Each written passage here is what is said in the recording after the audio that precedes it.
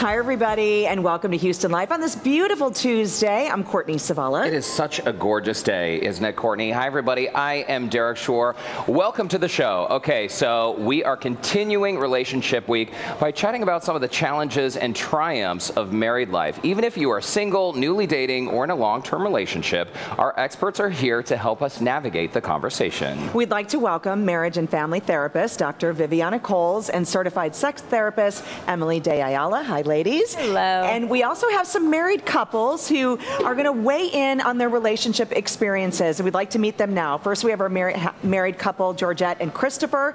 They've been married for 13 years. That's their first marriage. They do not have children, and the biggest challenges they are telling us that they face throughout their marriage have been due to weight and depression. We want to welcome you both for being here. Thank you. Thanks for having us. And of course, we also have Gail and Jimmy. They have been married for a whopping 34 years. This is Gail's first marriage, Jimmy's second. They do have one daughter, and they say that their biggest challenge has been due to communication. So please welcome Gail and Jimmy. Thank you all for being here, and thank you for being willing to be open and honest about this. Thank you. Okay, so let's jump right in. Let's jump right in. And let me start with Gail and Jimmy. 34 years. First of all, that's awesome. 34 years of marriage.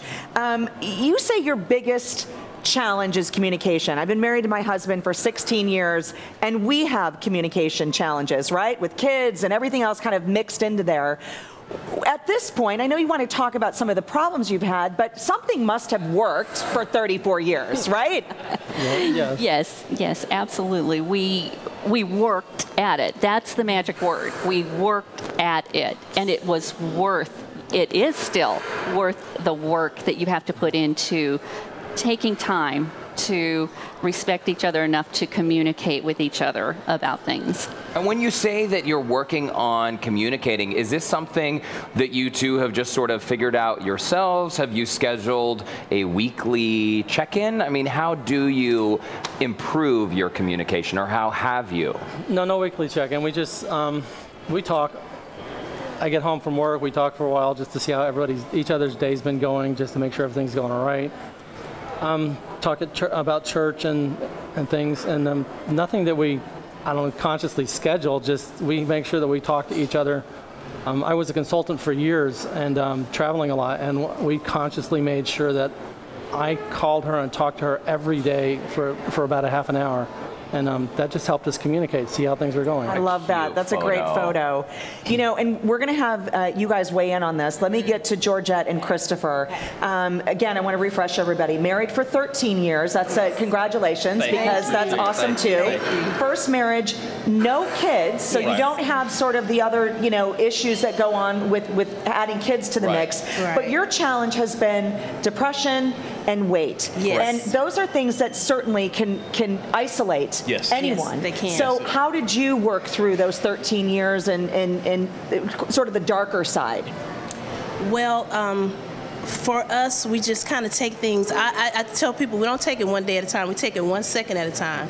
Because as you know, in marriage, 1 minute you're head over heels in love, and the next minute you might end up on, in court for something else. So we just take things one day at a time. And when Chris was dealing with some serious issues with depression, it became overwhelming. And I told him, you need to seek professional help for this, because it's kind of more than I can handle. And I was just very patient with him and with that whole process. Yeah.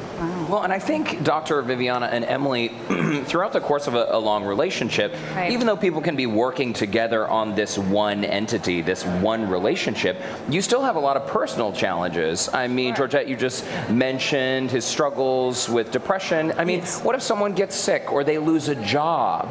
What's the key to remaining close together while at the same time living independent lives and being separate people? I think that asking for help is always really difficult. But if you recognize that there is help out there, encouraging your partner, one of the things that's said in their bio is that they're cheerleaders for each other. There's a difference between being a cheerleader and being a coach. It sounds like she said, hey, there is this help. I will support you through that. It didn't seem like an sort of ultimatum or you must do this, but definitely being a cheerleader is really important. And I think you're right. You know, life is going to throw curveballs. There's really no way that you can avoid it. And we were talking a little bit before the show, you know, a lot of couples, when they look back and say that we had a really happy marriage, it's not because they never had any problems. A lot of couples will even report having kind of perpetual issues, but they learn how to manage them in a way that's not damaging to the relationship, which it sounds like they've accomplished. But when, okay, let's say you're having perpetual issues, though. Gail and Jimmy, you mentioned this, that you have worked through things. How much work is too much work? You know what I mean? Because if you are constantly having to like saving, sit down, basically, is what you're saying. like at some point, should you just say, hey, this is enough, we're moving on? I think that if you're going through the same issues 3 times a month, 3 times a year even, I feel like that's a sign that at least you need to go out and get some professional help. Right. You tried on your own, you probably did and took it as far as you can go, but there is actual professional help out there that can help you take it to the next level so that next year can be different. Yeah. And at this time of the year, we do want to emphasize you can have a better 2018 than you did 2017. And sometimes it takes getting help. Right. I think also, you know, communication issues can be sort of a catch-all term. It's important to identify what kind of communication issues you're having. It sounds like in your case, it was really a matter of exchanging information. Definitely. Sometimes it's a communication in that information is exchanged, but it's being misinterpreted. Sometimes it's that the communication is being made clear, but you just don't like the message. Right. You know, so it's helpful, I think, to identify at what level your communication issues are at. And I'd like to get back to Georgette and Christopher. The other challenge that you said over the years has been not only depression, but was also weight. And I think so many couples out there over the years can identify with this because, you know, we grow old and things happen, right? Things shift, life changes, you get sedentary. How did that affect the two of you? Well, Georgette got sick back in March. So what happened was her blood pressure was sky high. Okay. So at that point, I said we need to make some changes in our lifestyle. So I suggested we change up our diet. We went vegan, and we started working out on a daily basis. And once we started doing that, it brought us a lot closer together because now we were aiming toward a common goal. So that helped us tremendously. Well, and I think that's coming full circle, ladies, because that's what's saying that whether it's communication, you're finding the time to connect 30 minutes a day, or you're finding a time to work out together. They're doing things as a couple, and that's really the power of keeping that relationship together. And that shows that you value yourself. You know, I think when it comes to weight gain, as you mentioned, it's something a lot of people struggle with. And it's not so much about your physical attraction to the other person, but I think when you have a sense of healthy self-worth, you want to take care of your body. And when that's neglected, it can almost affect the attraction indirectly in that, do you value yourself enough to take care of yourself? So the fact that they're taking those steps together will help improve overall self-esteem, confidence, and that's what's attractive. Gail and Jimmy, 34 years, that is very impressive. I mean, because we all know the marriage statistics. We know that most marriages now end in divorce. And by the way, what we rarely talk about is that there are a lot of people married who are miserable, right? And who probably should get divorced. Marriage in and of itself isn't like this, woohoo, I'm married. It's a lot of work. It's fabulous. It's a lot of work. But I think oftentimes people maybe look at you two and think, okay, 34 years, they just have the key. Was there ever a time, though, and I know this is a very personal question, but was there ever a time you just felt like, you know what, we're not going to make it. We're not going to get through it? For me, no.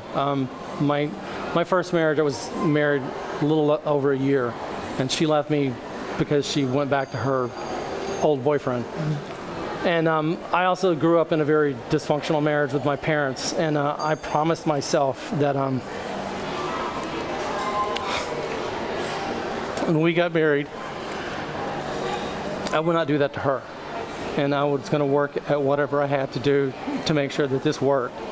And we've had troubles, but I've never looked at it as I need to get out of this, because I promised myself I wouldn't do that. What a beautiful moment. I mean, I think all of us are kind of feeling that reaction. And thank you for sharing that. It's a real raw moment. Gail, did you have something you wanted to say? Just that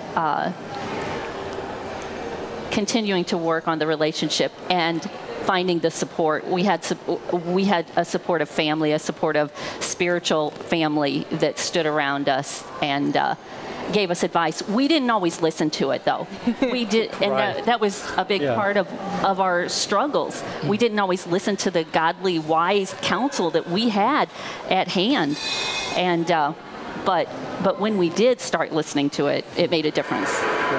All right. Well, we're not going to leave it there. We're going to take a quick commercial break. Maybe we'll grab a box of Kleenex. We're going to need some. We're going to need some. And we will be back because still to come from balancing work life to staying close throughout the years, our couples will be here to continue our chat about married life. Absolutely. Yes. And our open marriage is becoming more common. That's just one of the things Dr. Viviana and Emily are discussing with more and more with